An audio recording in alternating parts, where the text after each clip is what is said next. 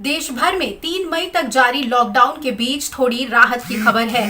गृह मंत्रालय ने नई दिशा निर्देश जारी करते हुए देश के सभी राज्यों और केंद्र शासित प्रदेशों को कुछ शर्तों के साथ दुकानें खोलने की इजाजत दे दी है।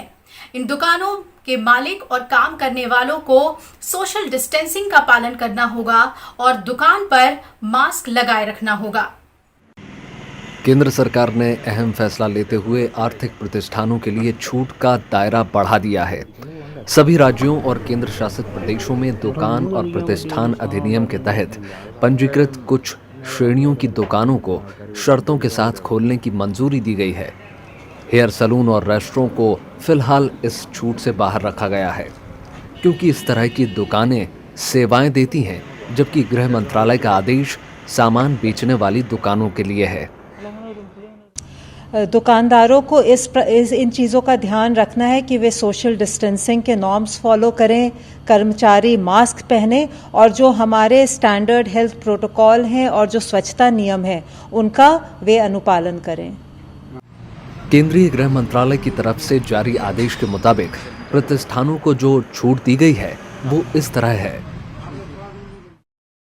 ग्रामीण क्षेत्रों में गैर जरूरी सामानों की सभी दुकानों को खोलने की अनुमति है। हालांकि शॉपिंग मॉल या बाजार परिसर में स्थित दुकानें इनमें शामिल नहीं हैं। शहरी क्षेत्रों की बात करें तो सभी एकल दुकानों, आस पड़ोस की दुकानों और आवासीय परिसरों में स्थित दुकानों को खोलने की अनुमति है। हालांकि बाजारों, बाजार परिसरों और शॉपिंग मॉल में स्थित दुकानों को खोलने की अनुमति नहीं है। यानी शॉपिंग मॉल्स और कॉम्प्लेक्स 3 मई तक बंद ही रहेंगे। गृह मंत्रालय के आदेश में सभी दुकानों के लिए जरूरी एहतियाती उपाय बरतते हुए 50% कर्मचारियों के साथ काम करना अनिवार्य किया गया है।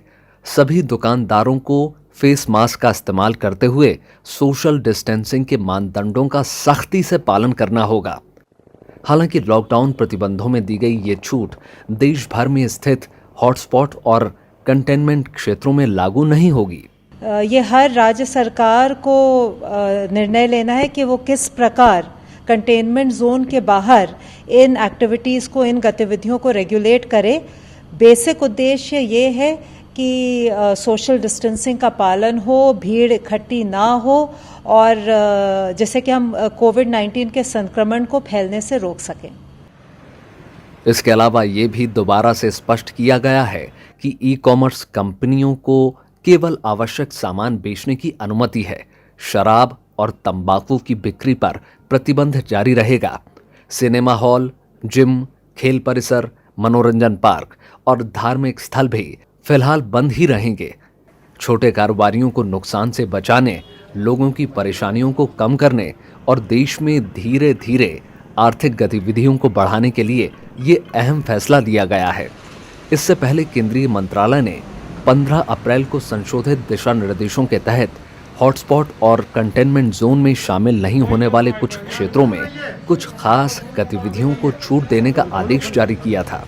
ब्यूरो रिपोर्ट, राज्य सभा टीवी।